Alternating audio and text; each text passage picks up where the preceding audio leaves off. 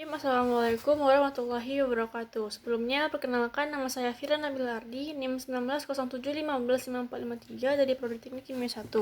Nah, di sini saya akan mempresentasikan hasil mengenai rekayasa pembakaran, yaitu teknologi rekayasa pembakaran untuk mereduksi polutan. Nah, sebelum itu kita akan membahas mengenai polutan. Polutan merupakan suatu zat atau pembahan yang dapat mencemari lingkungan, baik itu di air, udara, maupun tanah. Yang mana dengan adanya polutan ini mengakibatkan kualitas dari lingkungan tersebut menurun, yang menyebabkan pencemaran lingkungan yang merugikan kita semua. Nah, mengapa teknologi untuk mereduksi polutan ini diperlukan? Dikarenakan semakin meningkatnya polusi udara yang disebabkan oleh sisa gas buang seperti misalnya kendaraan bermotor, tentunya akan mengakibatkan dampak sangat besar bagi kesehatan manusia. Maka dari itu diperlukan upaya pencegahan ataupun meminimalisir kadar polusi di udara. Nah, ada pun beberapa cara. Yang pertama yaitu untuk teknologi rekayasa pembakaran untuk mereduksi polutan. Yang pertama adalah penggunaan katalisator ataupun catalytic converter. Nah, mengapa di sini kita menggunakan catalytic converter? Karena mempunyai kelebihan maupun kekurangannya, yaitu merupakan suatu lembar-lembar pada suatu knalpot. Nah, adapun negatifnya itu efisiensi kendaraan berkurang. Mengapa ini terjadi? Dikarenakan penggunaan alat tersebut akan menghambat saluran gas buang dan sangat rentan dengan zat timbal ataupun yang merupakan campuran dari bahan bakar zat. Nah, zat timbal ini dapat membuat mempet saluran gas pembuangan sehingga efisiensi dari suatu kendaraan itu berkurang. Nah, di sini dapat kita lihat bahwa ada gambar catalytic converter yang pada dasarnya merupakan sebuah reaktor unggun tetap ataupun fixed back reaktor yang beroperasi dinamis dan mengolah zat-zat yang mengandung emisi gas buang menjadi zat-zat yang tidak berbahaya. Nah, catalytic converter ini suatu konverter ataupun pengubah yang menggunakan media yang bersifat katalis.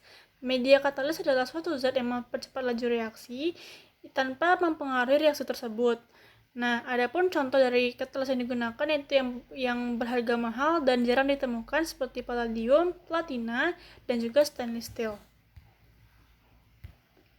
Kemudian ada pemanfaatan teknologi plasma non-termik pada tekanan atmosfer. Sebelum itu kita akan membahas mengenai apakah itu plasma non-termik.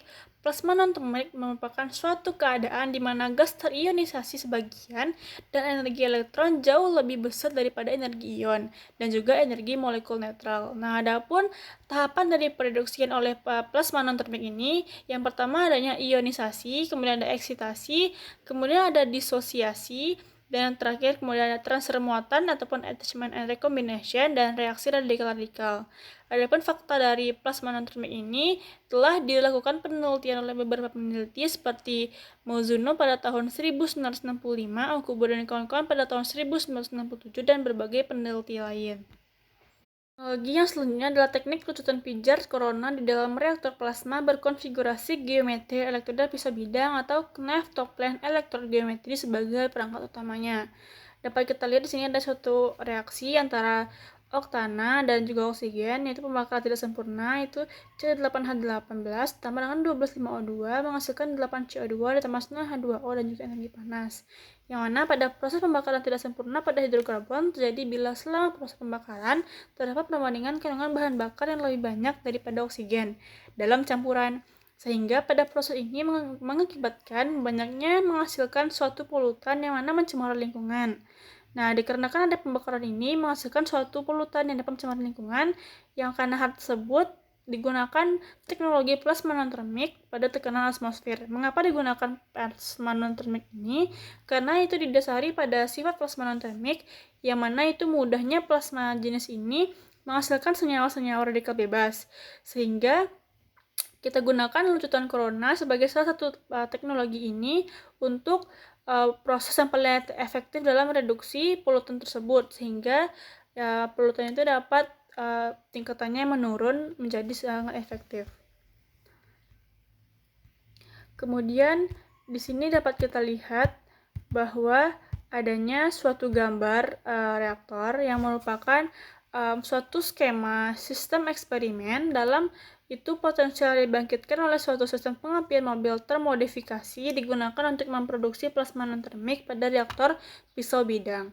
Nah, energi yang diberikan tidak tetap, tetapi tergantung pada putaran distributor pembagi arus yang terdapat pada sistem pengapian mobil termodifikasi tersebut. Yang mana pada sistem ini, kita lihat bahwa yang nomor 1 itu merupakan reaktor pembangkit plasma, yang kedua itu ada gas analyzer, yang ketiga ada distributor, yang nomor 4 itu merupakan coil, yang kelima itu aki, yang keenam merupakan penyedia tegangan rendah DC, yang ketujuh itu motor DC, dan yang ke-8 adalah suatu kendaraan bermotor, yang mana ini merupakan suatu skema mengenai reduksi ini. Kemudian dapat kita lihat di sini adanya suatu grafik, yang mana pada grafik ini pada putaran distributor antara 300 rpm hingga 900 rpm dapat diketahui bahwa terdapat kenaikan arus yang bersebanding dengan putaran distributor. Nah, selanjutnya pada putaran 900 hingga 1300 terdapat arus terbesar dan stabil sebesar 90 μA. Sedangkan pada putaran di atasnya yaitu 1300 hingga 2000 rpm terjadi penurunan arus. Nah, dapat kita simpulkan bahwa putaran distributor ini berpengaruh pada arus yang dihasilkan. Dalam penelitian ini, produksi NOx dilakukan pada kondisi corona negatif, dilakukan dengan cara elektroda aktif diberikan muatan negatif, dan elektroda pasif diberikan muatan positif. Pada kondisi corona negatif ini, rentang arus yang digunakan pembangkit plasma berada pada rentang arus yang terukur antara 50 hingga 90 μA. Nah, pada kecepatan 500 hingga 1500 rpm. Dari grafik ini dapat kita lihat bahwa produksi NOx terbaik terdapat pada putaran distributor 1500 rpm. Selanjutnya ada teknologi pada produksi SO2 ini, sampel gas buang kendaraan bermotor direduksi dengan cara dibiarkan mengalir melalui reaktor plasma tanpa menahan gas tersebut. Dengan metode ini diharapkan nantinya hal ini dapat dipasang sistem pembuangan kendaraan bermotor tanpa mengurangi performasi dari kendaraan tersebut, seperti halnya menggunakan catalytic converter tadi yang dapat menghambat gas buang, sehingga mengurangi efisiensi kendaraan tersebut. Nah, makanya dicari lagi teknologi yang lebih terbarukan agar efek negatif itu dapat berkurang. Yang mana gas SO2, uap air, HC, dan senyawa-senyawa lainnya seperti COX dan NOx di dalam reaktor setelah dibangkitkannya plasma lucutan pijar tidak lagi berada dalam keadaan gas, tetapi dalam keadaan suatu wujud menjadi ion ataupun radikal yang saling bereaksi, sehingga membentuk suatu senyawa baru yang diantaranya berupa kerak yang mengendap di dalam reaktor, sehingga konsentrasi SO2 menjadi berkurang. Pemberian arus yang terlalu kecil juga tidak menghasilkan produksian yang baik pada NOx, karena arus yang kecil tersebut tidak dapat menghasilkan lucutan pijar corona yang maksimal. Maka dari itu, kita harus mendapatkan nilai dari lucutan pijar corona yang maksimal ini agar dapat mereduksi kadar NOx yang ada dalam kendaraan bermotor tersebut. Dapat kita simpulkan bahwa produksi COX dan SOx akan efektif apabila NOx telah direduksi terlebih dahulu dan akan lebih mudah dibersihkan dari pipa pembuangan gas buang karena diameter partikel yang besar. Hal ini juga dapat kita lihat pada penelitian ini karena nitrogen adalah penyusun amonium yang berfungsi sebagai pengikat COX dan SOx pada gas buang seperti pada kendaraan bermotor. Artinya sekian presentasi dari saya, dan mohon maaf apabila ada kata-kata yang salah. Wassalamualaikum warahmatullahi wabarakatuh.